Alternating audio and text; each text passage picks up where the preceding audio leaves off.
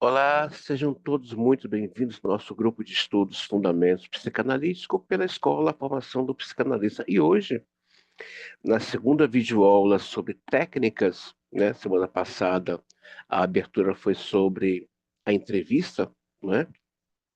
Lembrando que nesse capítulo, nesse módulo, que é o módulo 4, né, para quem está chegando agora para essa formação e para essa escola e que perdeu os outros módulos, por favor, fique tranquilo. Se você perdeu, elas já estão gravadas e depois serão repassadas para você com calma. É, esse quarto modo vai falar agora da praticidade desse psicanalista que agora, depois do seu percurso de formação psicanalística, ele se autoriza, né? Está se autorizando na clínica. E o que é as regras das técnicas legadas por Freud? Sim, o analista não sai atendendo de qualquer jeito, né? Ele tem uma entrevista, né? Essa entrevista, ele vai ali ouvir esse paciente não analisando ele, mas ele vai, dentro daquilo que a gente analisou, estudou semana passada, ele está ali com uma escuta, ouvindo a história, ouvindo é, também a estrutura psíquica dele, ídio, ego, superego, né? O paraverbal também vai ser escutado, mas agora vamos entrar no ponto em que o que Freud deixou de legado para a prática psicanalítica independente? Se é Freud, se é Lacan, se é Winnicott, se é Bion. Mas, André, você sempre cita esses psicanalistas clássicos, sim, são os grandes, são os grandes expoentes, né, da escola freudiana, são chamados as escolas clássicas. Há outras escolas, né, mas sim, que fizeram grande contribuição de peso, né,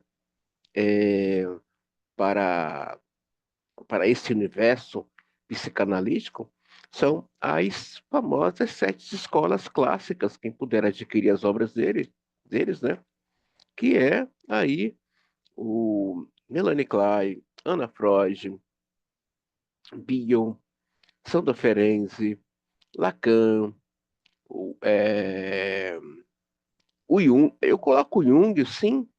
Ah, mas o Jung não está aqui. Mas vocês vão perceber que o próprio David Zimmel, volta e meia, cita aqui, né, alguns textos de Carl Gustav Jung aqui nesse estudo dele.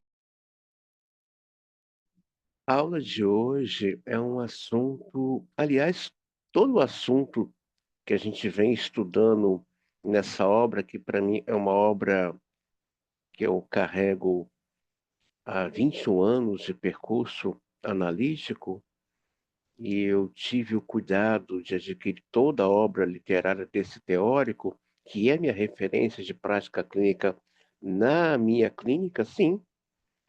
A minha clínica de base é Freud, a minha clínica contemporânea é David Zimmermann. Tem Marco Coutinho Jorge, que também escreveu uma opção magna maravilhosa, Fundamentos Psicanalistas de Freud a Lacan, tem Christian Durkheim, tem Maria Homem, mas o que de base, né, de base. E aí eu chamo a atenção a você, meu querido aluno e meu psicanalista que continua aqui estudando comigo, né? É, é bom saber qual é o seu teórico de base para a sua prática clínica, né? Se é o Zimmermann, se é o Násio. Eu leio Násio, estou começando a ler, já leio um tempo, né? Uma outra que eu estou assim, paquerando, né? Tirando alguns pontos de divergências, é a Elizabeth Roudinesco, né? Ela tem uma obra psicanalítica muito boa para a clínica atual. Então vamos lá. O que mudou nas regras técnicas legadas por Freud, né? Por meio dos seus trabalhos, né? Olha que coisa linda, gente. Por meio dos seus trabalhos sobre técnica psicanalítica, mais consistentemente estudos e publicados no período de 1912 a 1915, Freud deixou um importante e fundamental legado a todos os psicanalistas das gerações vindouras, as regras mínimas que devem reger a técnica de qualquer processo psicanalítico. Isso é importante, tá, gente? O que a gente está lendo aqui, tá? É saber o que Freud deixou como legado.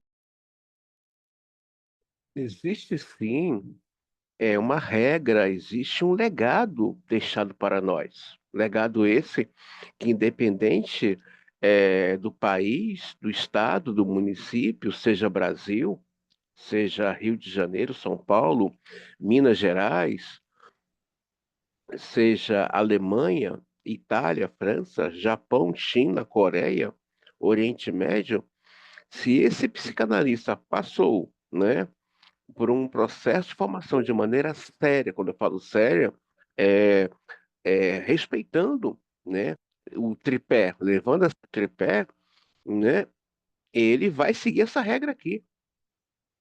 Isso aqui é nosso. Nós temos um legado. E esse legado nós vamos estudar hoje. Isso aqui é nosso, ninguém tira de nós. Isso aqui é algo nosso. E eu vou explicar dentro de cada teórico como essas regras deixadas por Freud para a nossa prática clínica, elas não mudaram em nada até os dias de hoje, né? É, muito embora Freud as tenha formulado como recomendações, elas são habitualmente conhecidas como regras, talvez pelo tom pedagógico, algo superegóico, com que ele as empregou nos seus textos. Mas por que superegóico? Todas as escolas de psicanálise têm um superego, né? Até porque o superego está em todo lugar, de preservação desse legado de Freud.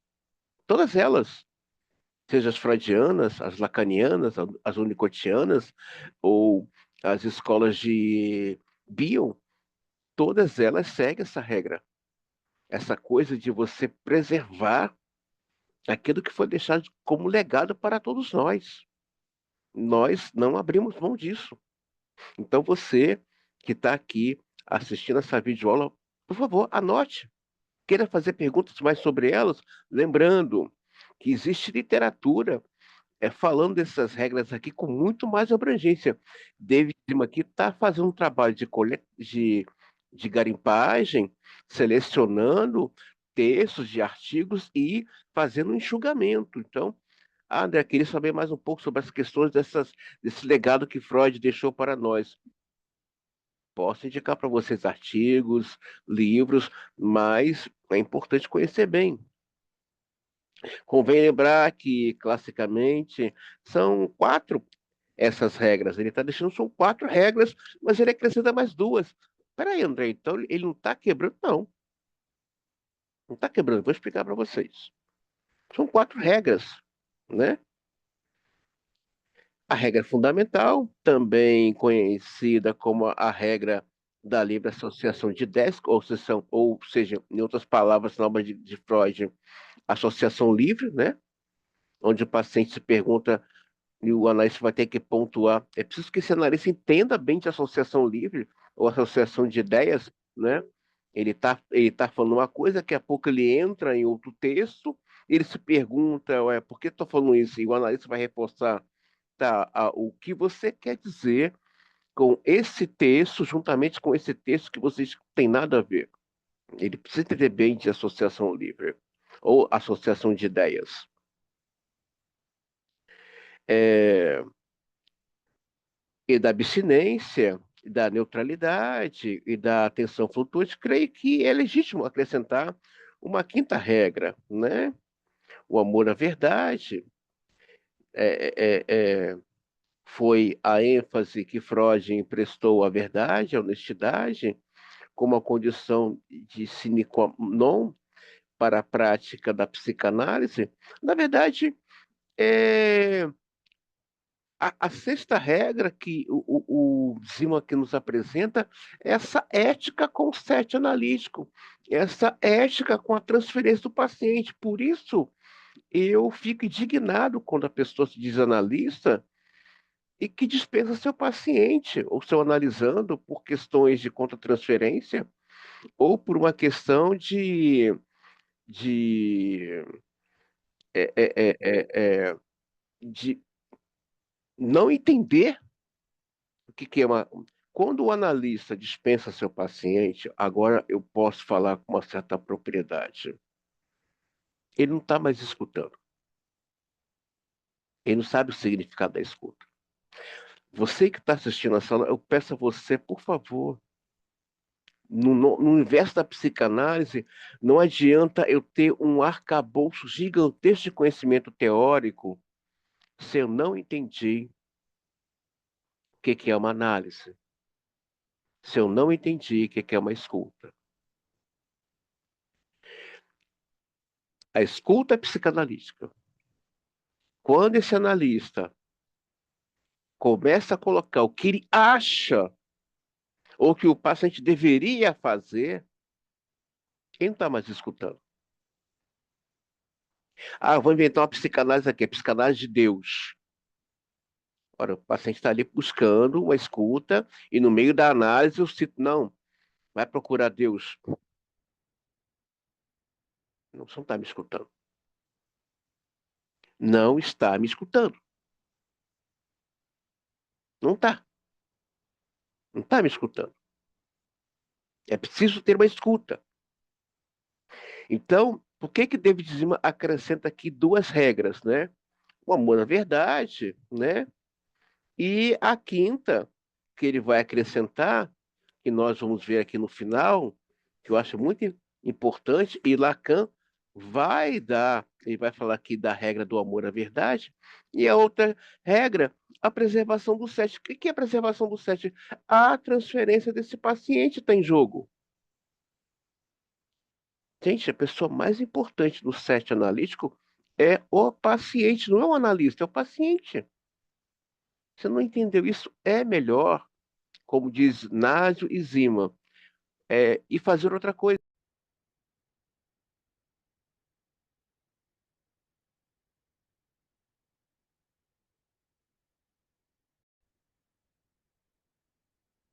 A regra da atenção flutuante, creio que é legítimo acrescentar uma quinta regra, a do amor à verdade, tal como foi a ênfase que Freud emprestou à verdade, à honestidade, como condição de sine qua non para a prática da psicanálise.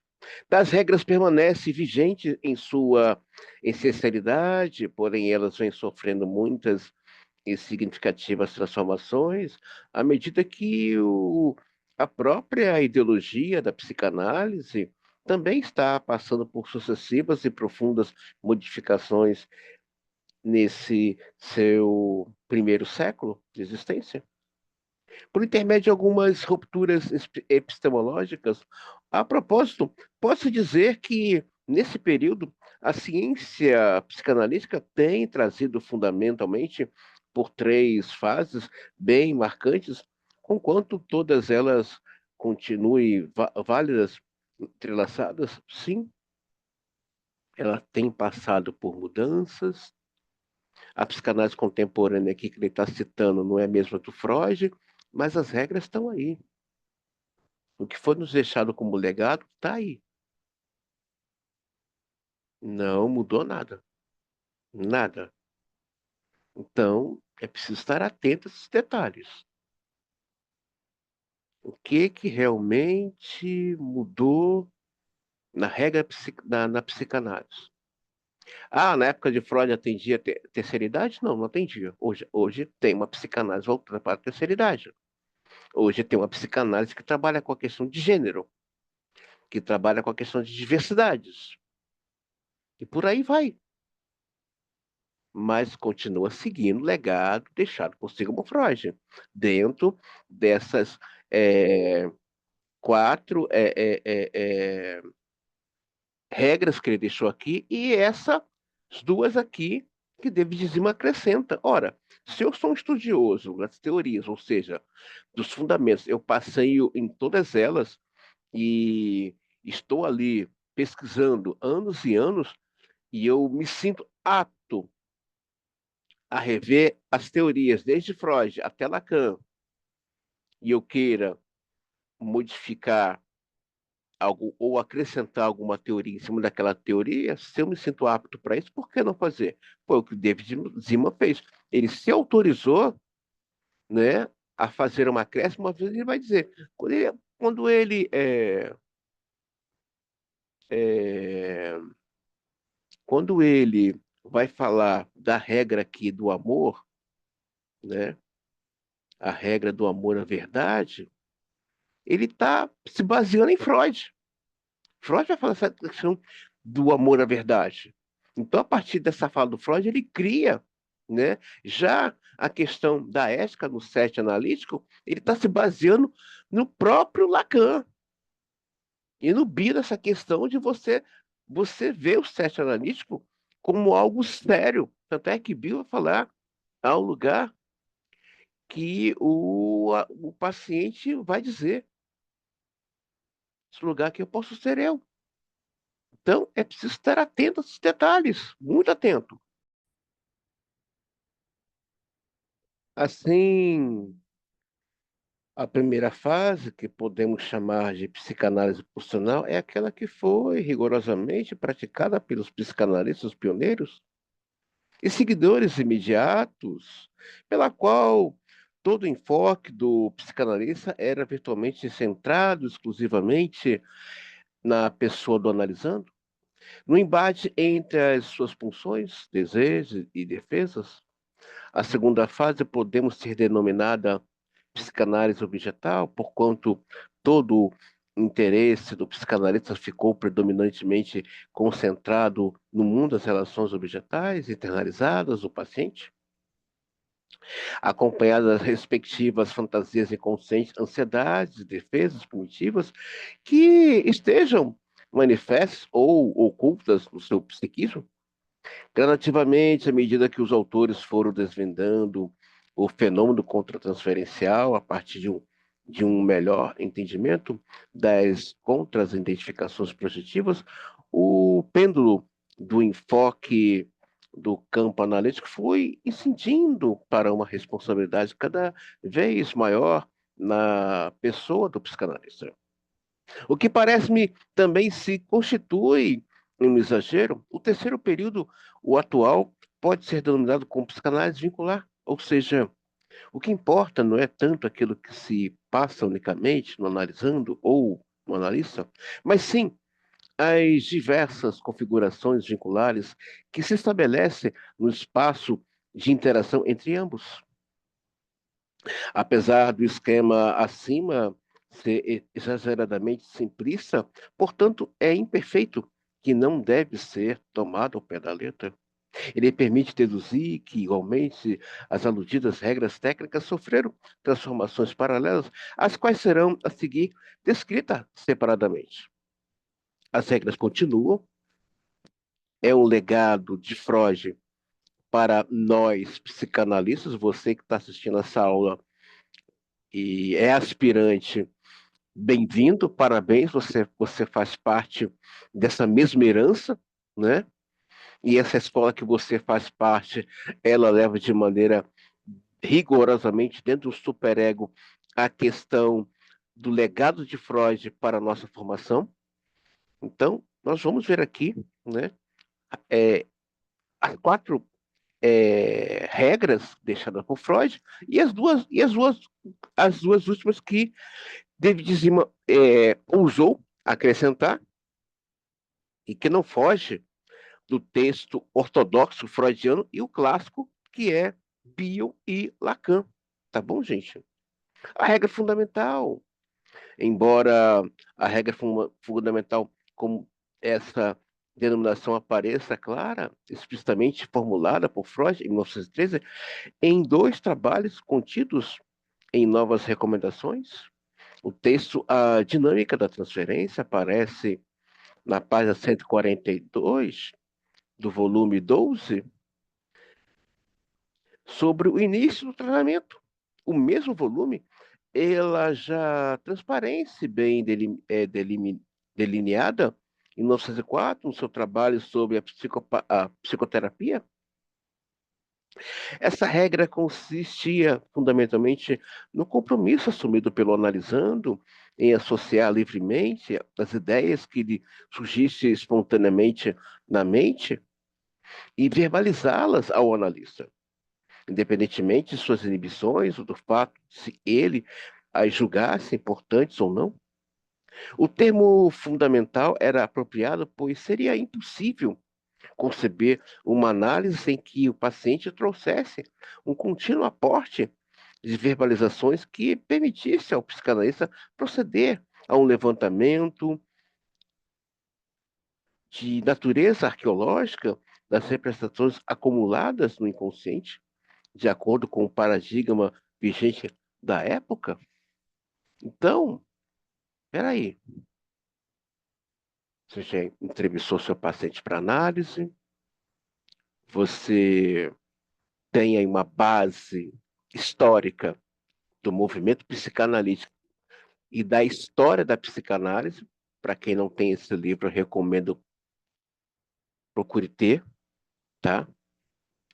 Ele traz aqui um resumo histórico, né, do prólogo da psicanálise, tá bom? Mas há um volume do Freud que vai falar da história do movimento psicanalítico, mas há uma obra de um outro psicanalista chamada História da Psicanálise. É bem diferente da história do movimento psicanalítico. E é um verdinho de um curso que eu dei chamado é, O Ofício do Analista, onde ali trata de toda a história do movimento psicanalítico, desde Freud até os dias atuais. Até os dias atuais. Quem puder adquirir, quem puder ler essa obra do Freud, né? Peraí, gente, deixa eu ver se eu tenho aqui, né? Deixa eu ver aqui, História do Movimento Psicanalítico, é muito bom. É o volume 14, História do Movimento Psicanalítico, artigos sobre a metapsicologia, outro trabalho, 1914 e 1916. Aqui, da obra do Freud, quem puder adquirir, é o volume 14. Opa, caiu água aqui. Tem uma questão muito séria com o livro, muito séria mesmo com o livro. O livro, para mim, é uma coisa séria, né? É o volume 14. Tem uma coisa séria com meus livros, tem uma neurose, né? Mas tem uma galera aí que os pais não conseguiram enxergar nessa galera o seu potencial para a arte, né? Então, tem um pessoal que vai estudar e fica passando caneta, canetinha, sabe? Então, tá de pegar essas pessoas, olha só, por que que você não vai pintar uma parede? Pinta uma parede, mas não fica passando canetinha no livro, não. Ah, eu gosto de... Não, parece que o livro virou um mapa mood todo colorido. Virou um mapa mood.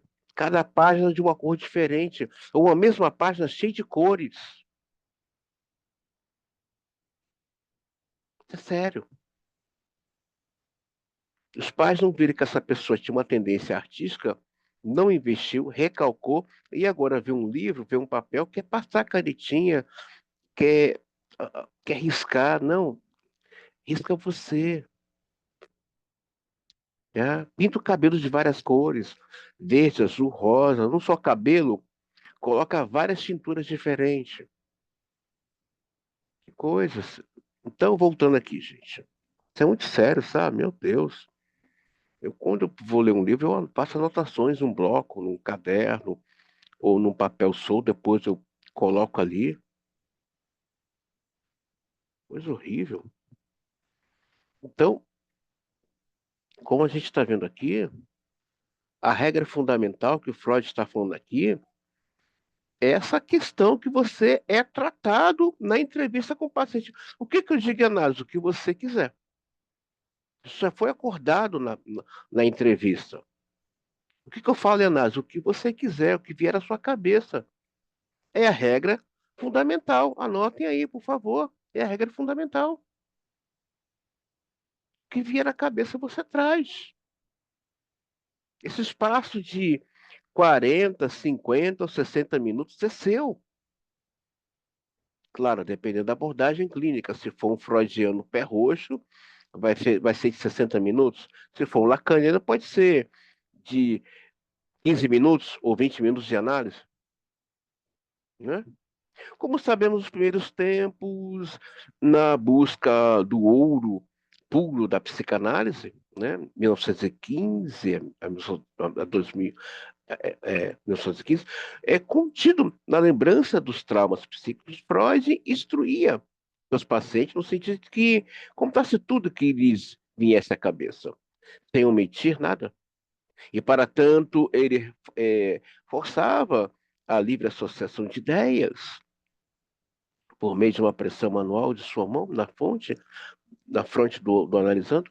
Posteriormente, ele deixou de pressionar fisicamente, porém, continuava impondo essa regra através de uma condição obrigatória na combinação inicial do contrato analítico, bem como uma constante incentivo de associação de ideias no curso das sessões. O que é o contrato analítico? É o discurso, é o que é tratado ali na entrevista.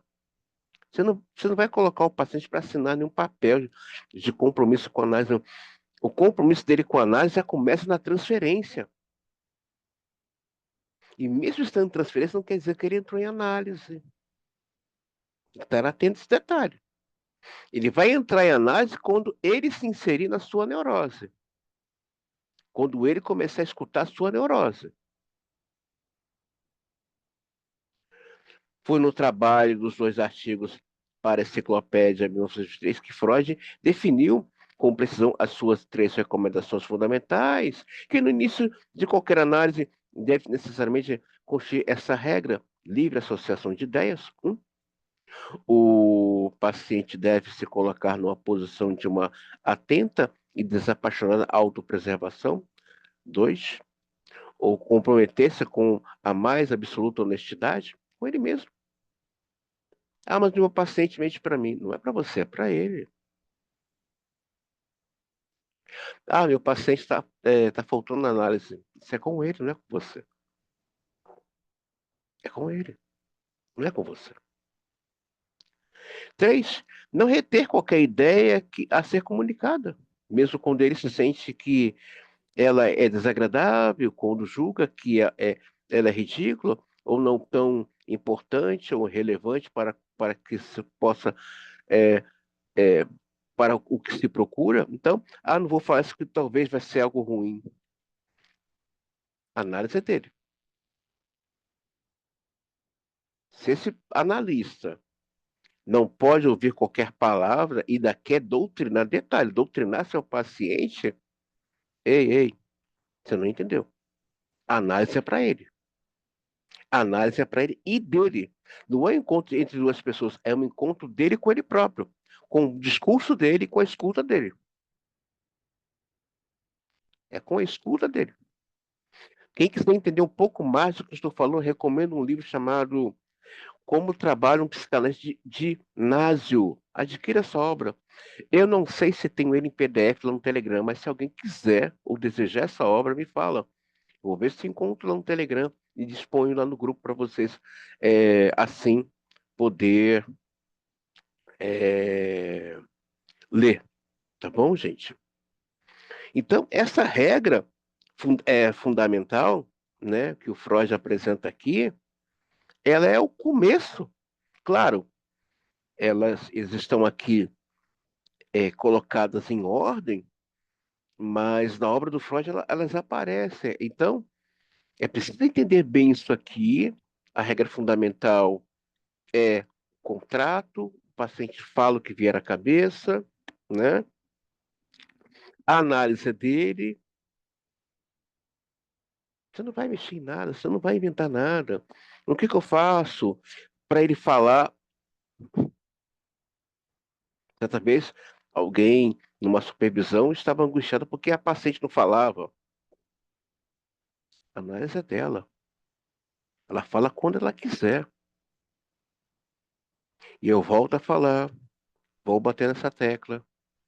O analista que nunca se escutou, nunca teve uma experiência com o seu divã, ou seja, sua análise.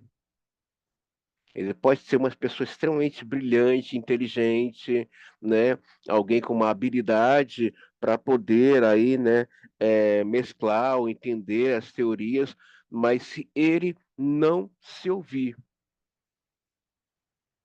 ele não vai ouvir esse paciente. Não vai, não vai. A regra da abstinência, gente, eu estou resumindo aqui essa aula, mas se vocês quiserem depois tirar mais dúvidas comigo sobre esse capítulo aqui, por favor, me procurar no grupo ou me perguntar pelo próprio YouTube, fica tranquilo. A regra da abstinência, essa recomendação de abstinência, pelo menos de forma clara, foi formulada pela primeira vez por Freud em Observações sobre o Amor de Transferência, 1915, em uma época em que as análises eram curtas, e na clínica dos psicanalistas predominava as pacientes histéricas, que logo desenvolviam um estado de paixão e de atração erótica com o analista, né? É, Essa transferência da histérica é para derrubar o analista, tá, gente? Não é que ela queira nada sério com ele. Essa paixão que as pacientes histéricas têm com o analista é para derrubar o analista. É para ele sair desse lugar de analista. Entrar numa contra-transferência com elas. Entrou na contra-transferência, você vai descobrir que aquela fantasia, aquela paixão não era real. Era simplesmente algo do jogo de sedução histérico. É apenas. Porque a histérica vive de sedução. Ela não passa daquilo ali. A não ser se for com um perverso. Isso cresce o fato, isso acresce o fato de que, à medida que a psicanálise é expandida e ganhava um reconhecimento e repercussão, paralelamente também aumentava as críticas contra aquilo que os destratores consideravam como sendo o uso abusivo e licencioso da sexualidade. Preocupado com a imagem moral e ética da ciência que ele criara, além da científica, o que é possível despreparo dos médicos, psicoterapeutas, então, quanto ao grande risco de envolvimento sexual com suas pacientes envolvidas em um estado mental de amor de transferência, Freud viu-se na obrigação de definir claros limites de abstinência tanto para a pessoa do analista, como também para o analisando. Na verdade, Freud começou a postular esta regra a partir dos seus trabalhos técnicos, em 1912, quando se intensificaram as suas preocupações com a imagem, a responsabilidade da expansão da psicanálise. Por conta até então, ele mantinha uma atitude muito per, é, permissividade, como pode ser comprovado com a análise do Homem dos Ratos, a quem Freud, em algumas ocasiões, no transcurso das sessões, servia chá, sanduíche e arenques. Tal como o nome abstinência sugere, essa regra alude à necessidade de que o psicanalista abster-se de qualquer tipo de atividade que não seja a de interpretar. Portanto, ela inclui a proibição de qualquer tipo de gratificação externa, sexual ou social, ao mesmo tempo que o terapeuta deveria preservar o máximo do seu anonimato para o paciente. Dessa forma, em 1918, o trabalho Linhas de Progresso na Terapia Analítica, Freud reitera, na medida do possível, a cura analítica deve executar-se em estado de privação, de abstinência. Fica claro nesse texto que Freud também referia-se ao risco que o analista atendesse às gratificações externas que o paciente busca com o substituto dos conflitos internos. Claro, mas vamos, né? É, vamos aos extremos, né? O psicanálise é uma religião, o psicanalista não é um sacerdote, é um ser humano, né? Freud coloca isso aqui, mas Freud também foi muito presenteado por seus pacientes, né? Ele era um colecionador de artefatos arqueológicos, né? Se essa obra está aqui, é graças a uma amiga e discípula dele chamada Marie Bonaparte, a neta de Napoleão, né? Se essa obra está aqui, você, nós somos devedores de Marie Bonaparte, discípula e amiga de Sigmund Freud. Detalhe, ela fazia análise com Freud. Fazia análise com Freud. Foi uma excelente psicanalista, muito rica, mas que era discípula de Freud, analisando de Freud, e detalhe, amiga íntima dos Freuds. O próprio Winnicott, né, nessa questão da abstinência, cobria seus pacientes com cobertor. Oferecia chá, biscoito, sopa. O próprio Lacan, muitas vezes, comia um sanduíche na frente dos seus pacientes, né? Então, até que ponto vai essa regra da abstinência? Até que ponto ela vai? O paciente tem que trocar a mensagem WhatsApp com o seu analista? Se for algo da análise, sim. Sim. Por exemplo, meus pacientes, estou falando aqui para vocês, me seguem nas minhas redes sociais, seja Instagram ou Facebook. Só que elas não sabem de mim. Não sabem. Que tudo que eu posto no Instagram, Facebook, outras redes, é discutindo saúde mental. Não sabe se eu fui almoçar fora, jantar fora, se eu viajei, se eu me aventurei. Não sabem. Isso é algo meu que eu já trago desde a minha formação. Eles veem minhas postagens, curtem, veem meus vídeos. Alguns estão aqui assistindo, nem são da escola. Alguns estão aqui assistindo essa videoaula e não sabem nada de mim. Já aconteceu, André, de paciente querer ser seu amigo? Já.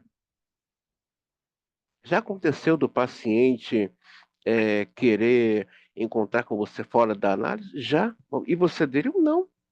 Mas já aconteceu de eu estar no mercado ou estar no restaurante e deparar com um paciente. E aí, vou deixar de. Tá, e quando a pessoa veio te abraçar, você negou? Não, por quê? Porque negaria um abraço ao meu paciente ou à minha paciente? Por que não? Aí sim, eu estaria colocando a psicanálise num pedestal de religião. Tá, mas se um paciente quiser te agradar, tipo, te dar um presente de final de ano, qual o problema? Não vejo nenhum problema. A questão da abstinência aqui, o que Freud está chamando a atenção aqui, é da empatia, próximo ao coração. Claro, o analista tem que ter um senso de saber, tem que ter uma percepção para saber até que ponto o seu paciente está te presenteando para querer barganhar com a neurose dele. E aí entra também a contra-transferência desse analista, né? Até que ponto esse analista mal resolvido com as suas questões de ordem edipiana, ao ponto de ficar esperando um cartão de Natal do paciente, ao ponto de ficar esperando um presente do paciente toda vez que ele for viajar para o exterior. Opa, colega, tem uma questão aqui edipiana mal resolvida com papai e mamãe com relação às gratificações. Uma coisa é meu aluno que está assistindo essa aula e chegar numa festa da escola e querer me presentear. Olha, sou muito grato pelas videoaulas, achei por bem, né? Há pouco tempo mesmo, eu estava agora em São Paulo, mês passado, e uma aspirante me presenteou com um livro, o nome dele, posso, se ele não se importar, é o Fábio. Ele me presenteou com um livro, não pedi nada, mas me presenteou com muito carinho. Eu soube fazer leitura daquela transferência, soube fazer leitura daquela ação, soube fazer leitura daquele movimento. Ele não estava barganhando a neurose dele. Ele estava agradecendo. É preciso saber fazer a leitura e é preciso também se perceber nas suas questões mal resolvidas de ordem de pena, que é se escutar. Então, a regra da abstinência, ela existe, né, na questão de me tornar íntimo desse meu paciente, desse meu analisando, né? O analista tem que ter intimidade é com a transferência do paciente. É esse lugar que tá interessado, que transferência é essa? Ele tem que estar com intimidade com essa dor que o paciente traz, não no sentido de que eu vou salvá-lo, não, mas me interessa ouvir de que lugar você nomeia essa dor. Isso sim é a intimidade que o analista busca. De que entender esse lugar de sofrimento que o sujeito muitas vezes não consegue nomear. E aí entra a importância da escuta analítica, né? Por isso que eu falo a importância de a gente ter um escopo teórico, né? De conhecer outros teóricos com relação à abstinência. Freud sabia chá, o Winnicott cobria seus pacientes no frio, eles dormiam, deitavam no divã, estava um pouco frio, e lá botava o cobertor. Eu já participei de reuniões de grupos de estudo que foi questionado sobre isso aqui. O que você faria, você que está assistindo essa aula, e seu paciente chegasse na análise sem um café da manhã ou almoço? O que você faria? Eu já vi colegas dizer que ofereceu uma fruta, ofereceu um copo d'água, ofereceu um café, ofereceu um suco. E se nesse espaço tinha alguma cantina, ofereceu um almoço. Não no sentido de comprar esse paciente, mas no sentido de acolhimento, até mesmo de uma necessidade de que aquele sujeito não tinha tomado café, não tinha almoçado. O que você faria? Eu não, eu não, eu não ia ver nenhum problema se o meu paciente me falasse, eu não tomei café hoje. Eu não almocei. Tá bom, vou comer ali fora, vamos no restaurante. Ah, mas você está se envolvendo? Não. Estou acolhendo alguém que, no movimento, vá para análise, mesmo com fome, foi para análise. Então tem algo aqui falando já. Então, não vejo nenhum problema. Se um dia um paciente me falar para mim, olha, eu estou aqui, estou sem comer, mas eu vim. Como eu já vim paciente com febre e para análise, com febre. E eu olhar assim e falei, caramba, tem algo aqui. É preciso ter essa sensibilidade psíquica e escuta, ouvir esse movimento desse sujeito que chega na análise. É, como podemos depreender, a regra da abstinência também era extensiva aos analisandos. Tanto que no início do movimento da psicanálise, fazia parte do contrato analítico que eles se comprometessem se abster de tomar iniciativa de qualquer ato importante, sem antes submetê-las à análise com o analista. Ainda em relação à regra da abstinência, intimamente ligada a ela, ganha relevância a recomendação de Bion de que o psicanalista deve abster-se do funcionamento com a sua memória saturada por memórias, desejos e ânsias de compreensão, sendo que essa postulação nos remete à regra seguinte de Freud, atenção flutuante. Nesse contexto, isso implica que o analista também deveria se abster de fazer apontamentos no transcurso das sessões ou de gravá-las, embora que com o consentimento do analisando, pelo fato de que, em alguma forma, isso influir negativamente na referida atenção flutuante. O que é atenção flutuante? Ele está abrindo mão aqui do seu conhecimento teórico. Mas, André, Você está falando o tempo todo que a prática clínica anda junto com a teoria, sim, mas naquele momento ali na atenção flutuante, o analista depende exclusivamente da sua intuição psíquica. Uma coisa é eu estar aqui citando vários teóricos da psicanálise. O meu paciente não precisa saber quem é Lacan, quem é Melanie Klein. Ele precisa da minha escuta analítica. Freud estabeleceu a regra atenção flutuante. Freud estabeleceu como equivalente a regra fundamental para o analisando. Uma regra fundamental para o analista, a conhecida atenção flutuante.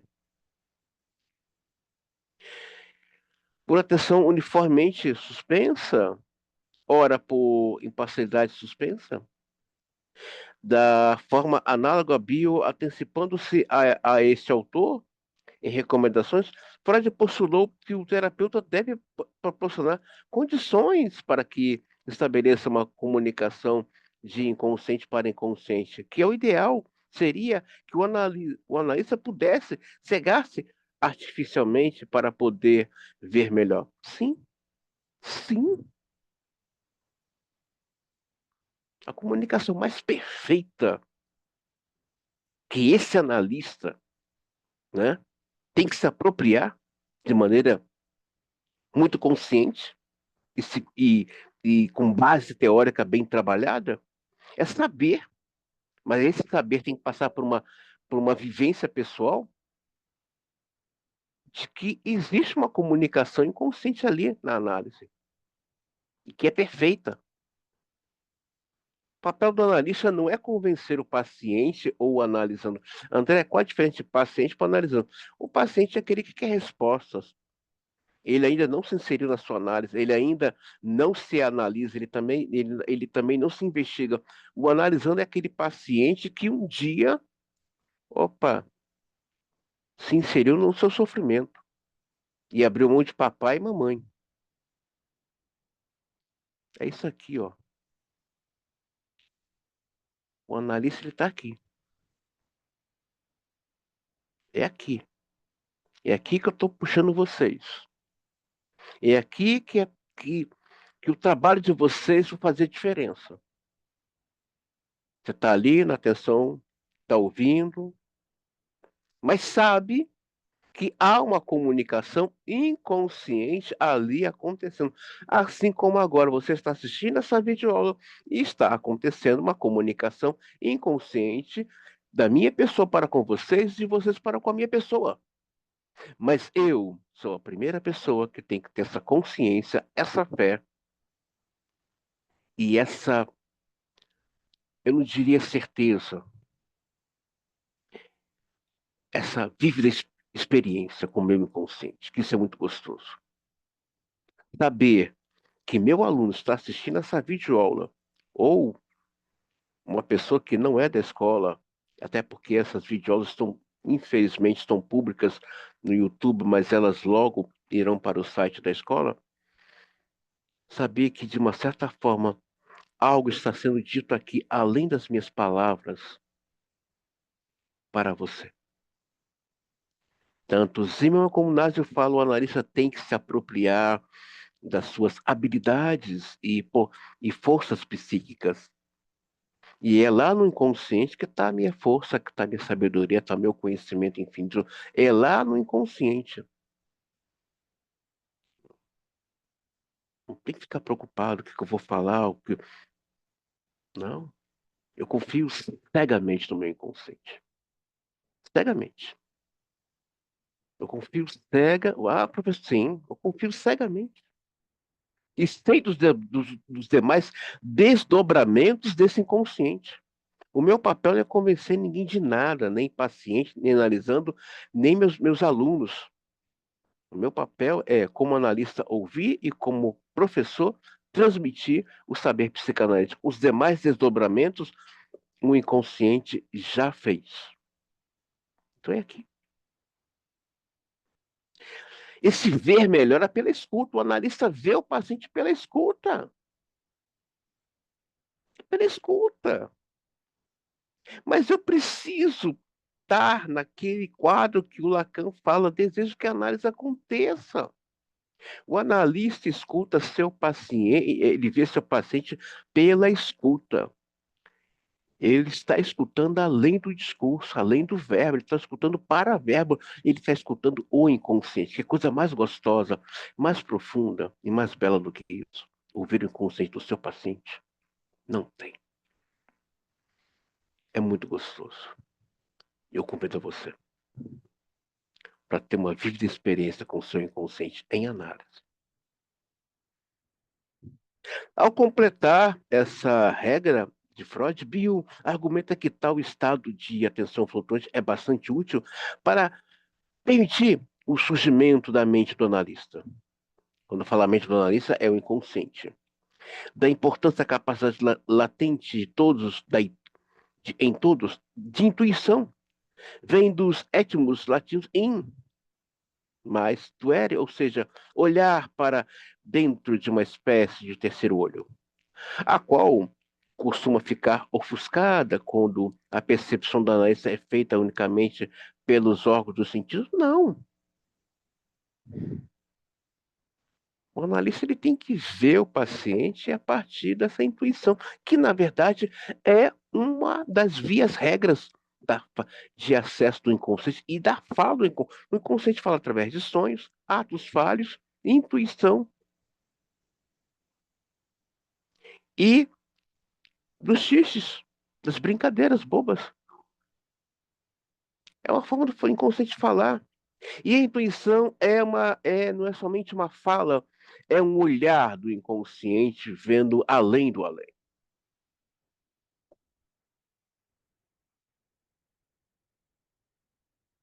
E um olhar que não erra.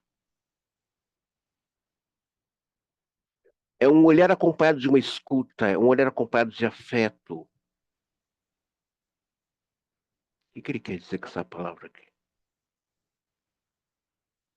É fantástico. Fantástico esse mundo inconsciente, é maravilhoso. É profundo, é rico, não tem preço. É você ver além das aparências, ver além do comportamento, ver além das emoções, ver além do cognitivo. É você ver, é ouvir esse inconsciente desse sujeito falar com você. É uma experiência única. Uma questão comumente costuma ser levantada é que se refere sobre a possibilidade de o analista atingir a condição de cegar-se artificialmente e despojar-se de seus desejos da mente, da memória e os seus prévios conhecimentos teóricos. A resposta que me ocorre é que não há nenhum inconveniente que o terapeuta sinta desejo ou quaisquer outros sentimentos, assim como a memória de fato ou teorias prévias, desde que ele esteja seguro que sua mente não está saturada pelos aludidos desejos e memórias e conhecimentos. Ele abre mão. Ele, na análise, ele abre mão do conhecimento teórico dele e fica ali, ouvindo. Peraí, né? Então, não vale a pena. Não, você tem que ter um bom conhecimento teórico. Não abra mão disso. Para a prática clínica, para a direção do tratamento, você tem que conhecer bem teoria psicanalítica. Tem que conhecer. Tem que conhecer.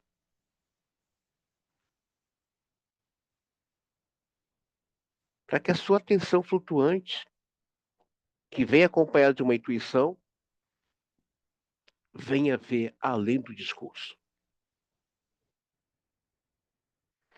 Aí entramos na regra da neutralidade. A abordagem mais conhecida de Freud a respeito dessa regra é aquela que consta em suas recomendações de 1930, a qual ele apresenta a sua famosa metáfora do espelho, pela qual ele aconselhava os médicos que exerciam a terapia psicanalítica que o psicanalista deve ser opaco aos seus pacientes, como um espelho, não mostrar-lhes nada, exceto o que lhes é mostrado. Freud representava essa recomendação como sendo a contrapartida da regra fundamental exigida ao paciente. Ou seja, o analista não tem que estar preocupado com as decisões do seu paciente, o analisando. Não tem que achar. É muito sério o que eu estou falando aqui. Ele,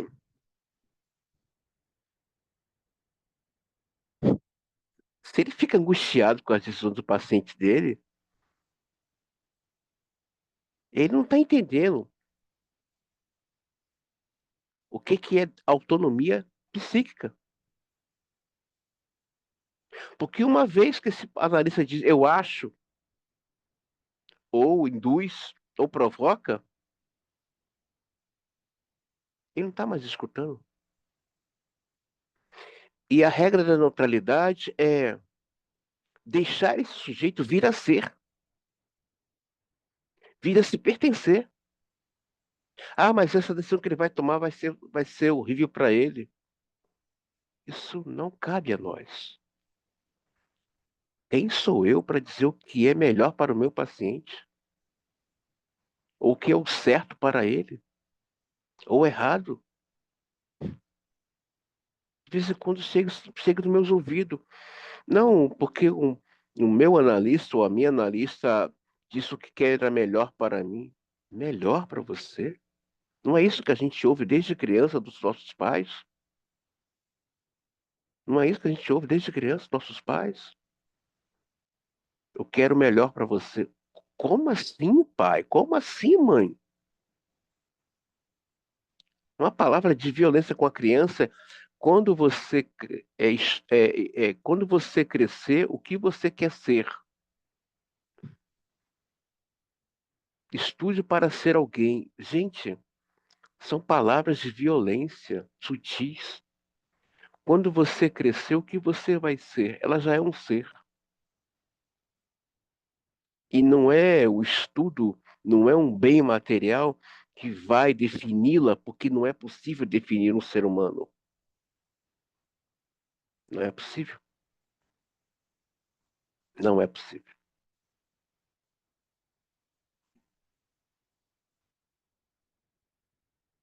É estranho, né? Uma pessoa que diz psicanalista achar o que é melhor para o seu paciente.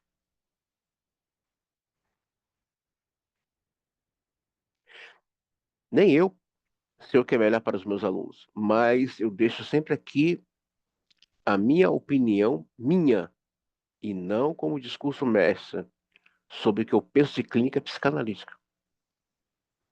Agora, achar o que é melhor para uma pessoa. O termo neutralidade deriva do etmo latino neuter, que significa nenhum nem outro, embora designe um conjunto de medidas técnicas que foi proposto por Freud no curso de vários textos em diferentes épocas. Não figura diretamente em nenhum deles. Assinala que nas poucas vezes em que esse termo aparece nos escritos de Freud, a palavra original em alemão, Indifferenz, cuja tradução mais próxima é imparcial. Por outro lado, o conceito de neutralidade deve se estender aos próprios desejos e fantasias do analista, de forma equivalente ao sem memória de Bill, de modo a possibilitar que ele seja disponível para os pontos de vista dos seus analisandos, diferentes dos seus, sem ter que apelar para um reducionismo sistemático de seus valores prévios e também para que ele ocasionalmente aproveite a profunda interação com o seu analisando e possa ressignificar as suas próprias experiências emocionais antigas. Não. O lugar de análise não é para doutrinar um paciente, nem analisando. É aquela famosa frase que você deseja para você, o que você quer para você. Ah, mas eu fico angustiado. Eu acho que o meu passo. Só de você falar, eu acho, já não está mais escutando ele, já está numa conta-transferência bem pesadinha. Mas o fato de estar em conta-transferência não quer dizer que é o fim de análise, quer dizer que pode pegar essa conta-transferência, levar esse material para ou sua análise ou para sua supervisão.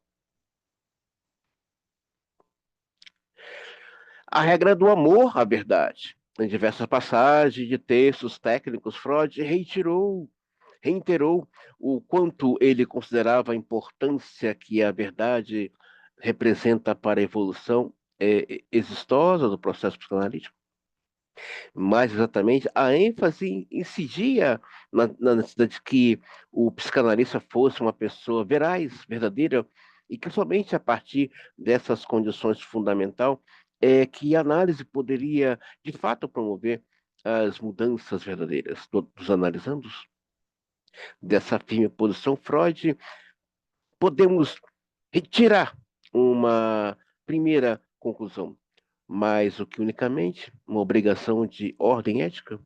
A regra do amor à verdade também se constitui com elemento essencial de técnica de psicanálise em relação ao compromisso com a ética e oportuno incluir que ela também diz respeito à necessidade de que o psicanalista não emitir julgamentos a respeito de terceiras pessoas, inclusive muitas vezes outros colegas, tendo em vista que os pacientes os convidam para tal quebra de ética por meio de um inconsciente jogo sutil e provocador vinculado com intrigas, fofocas e insinuações afins. Então, essa regra ao amor e à verdade que o Freud é, e- apresenta, Zimmer pega e desenvolve nela uma teoria para o legado de Freud, para a nossa prática clínica, na verdade, esse desejo que o analista tem que a análise aconteça e que é em preservar essa transferência, né? Esse amor, na verdade, que ele acredita, esse amor e também a verdade, como ele coloca aqui, né?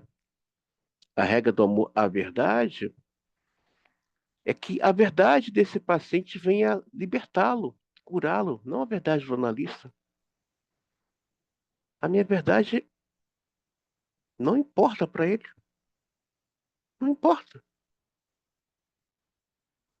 Na análise não é o que eu acho.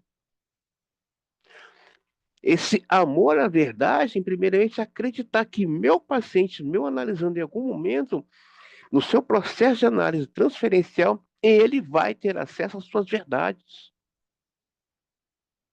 e que elas irão curá-lo, libertar, transformá-lo.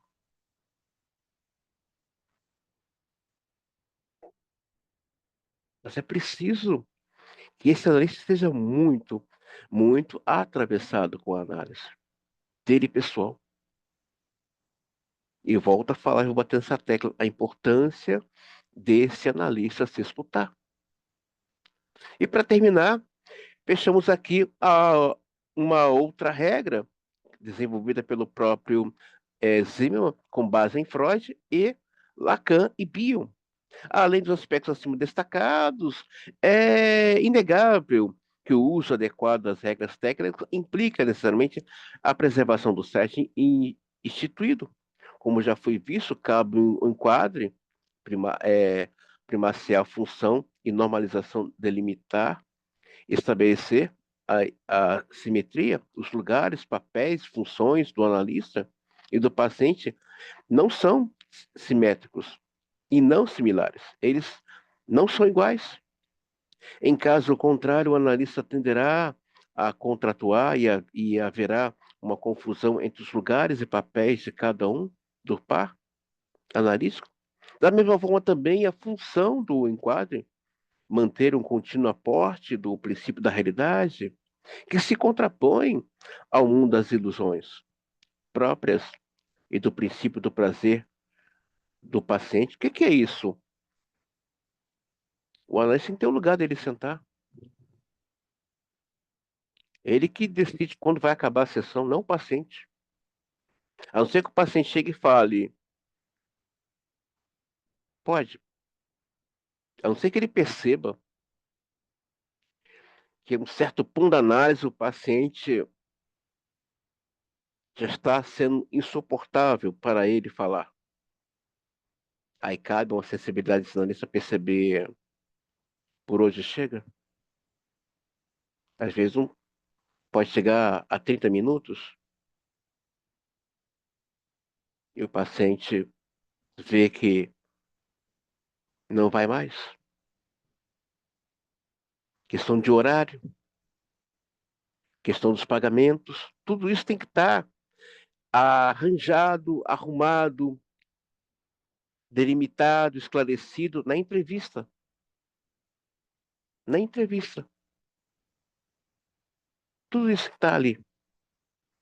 Por essas razões, não deve caber dúvidas quanto à relevante necessidade que as combinações feitas no contrato analítico que compõem o SET deve ser preservado ao máximo. Isso não é o mesmo que apregoar o uso de uma rigidez obsessiva, cegue, surda, né?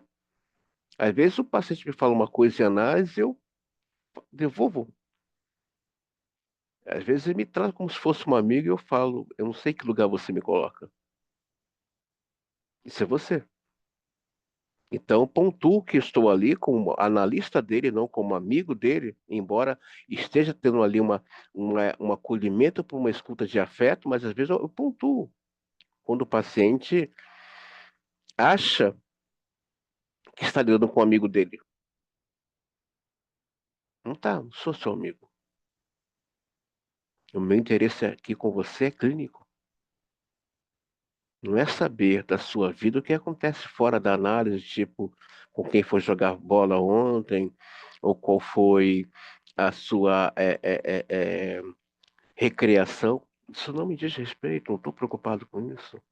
Isso não me causa angústia. Ou aquela decisão, aquela fala que tinha que ser tomada na semana passada, no relacionamento, na empresa ou na amizade, isso não é papel do analista. Não é.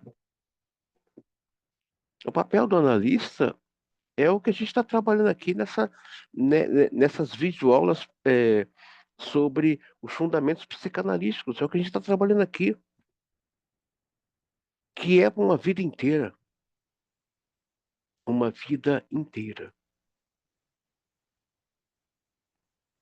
Então, você que está iniciando conosco, está começando a ver que há uma grande diferença, há um grande abismo entre nós e a psicologia e a psiquiatria e a neurociência, a psicopedagogia, embora todo o trabalho é voltado para a saúde mental, mas você que está aqui começando, ou você que já está nesse percurso assistindo essas videoaulas comigo, já percebeu que há uma diferença entre esse universo da psicanálise e o universo das demais ciências da saúde mental. Qualquer dúvida sobre essa videoaula, por favor, não deixe de procurar no grupo ou perguntar. Essa parte técnica precisa ser bem trabalhada, bem entendida. Porque, infelizmente, gente, eu confesso a vocês, eu não estou é, compreendendo, acho que a palavra adequada é essa, né? Essa safra que se diz analista, ou esses usurpadores que se diz analista, que não sabem nem o que é uma entrevista.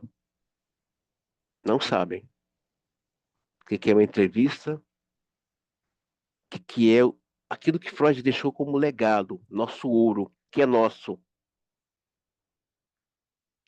Então, muito obrigado a você que assistiu essa videoaula e você que faz parte do grupo Fundamentos Psicanalítico e queira semana que vem assistir a aula com a professora Soraya Gonzaga sobre os quatro discursos. Eu vou deixar um link na semana que vem aqui, que é quinta-feira que vem, no grupo. E assim, se vocês desejarem, serão bem-vindos, serão bem recebidos, tá bom, gente? Até mais.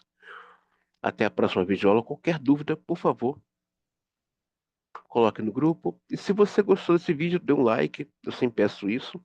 E se quiser compartilhar com algum amigo ou colega que deseje saber mais de psicanálise, fique à vontade. Meu nome é André Conceição, responsável pela escola Formação do Psicanalista. E se desejar fazer formação conosco, meu número de contato é 021 9811 28281. Repetindo, 021 9811 28281. Então, até a próxima videoaula. Muito obrigado.